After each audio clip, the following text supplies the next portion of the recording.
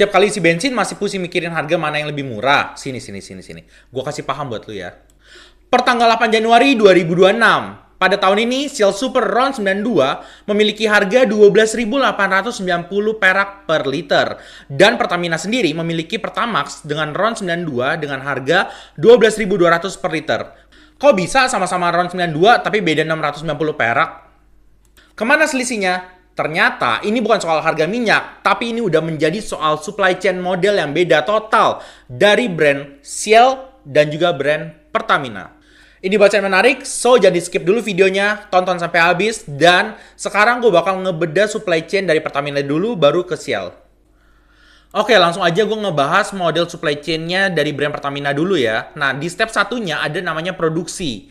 Nah, si Pertamina ini sendiri punya 6 kilang minyak di Indonesia. Ada Cilacap, Balikpapan, Dumai, Balongan, Pelaju, dan Kasim. Total kapasitasnya sendiri ada 1,05 juta barel per hari.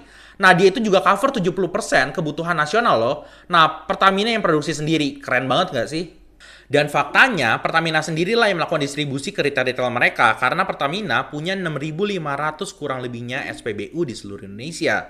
Nah, mostly, semua SPBU mereka itu hampir 80%-nya adalah franchise. Nah, tapi walaupun franchise, dia itu punya 20% saham di setiap franchise-nya itu. Nah, Pertamina itu punya kontrol penuh, makanya total supply chain-nya itu terintegrasi. Mulai dari kilang, ke depot, lalu ke SPBU. Ownership-nya juga semua milik Pertamina. Keren bukan? Nah, tadi kan kita udah bahas Pertamina, sekarang kita bahas Shell. Nah, Shell ini punya bentuk supply chain model yang hybrid, karena dia itu nggak punya kilang minyak di Indonesia. Nah, dia kadang-kadang juga langsung beli dari Pertamina loh, karena memang diwajibkan oleh kebijakan pemerintah. Ya, kemarin itu dari Pak Bahlil, Menteri SDM. Tapi jangan salah, walaupun Shell nggak bisa produksi, Shell itu bisa melakukan distribusi loh. Nah, karena Shell punya satu terminal di Gresik, Jawa Timur. Untuk wilayah lain, dia yang hanya melakukan sewa depot Pertamina atau distribusi langsung dari Singapura. Wah, keren banget ya. Nah, Shell bayar logistik secara ekstra. Dan retailnya sendiri, Shell punya 200 SPBU. Ya, kalau dibandingin sama Pertamina sih memang jauh banget. Pertamina punya 6.500 lebih.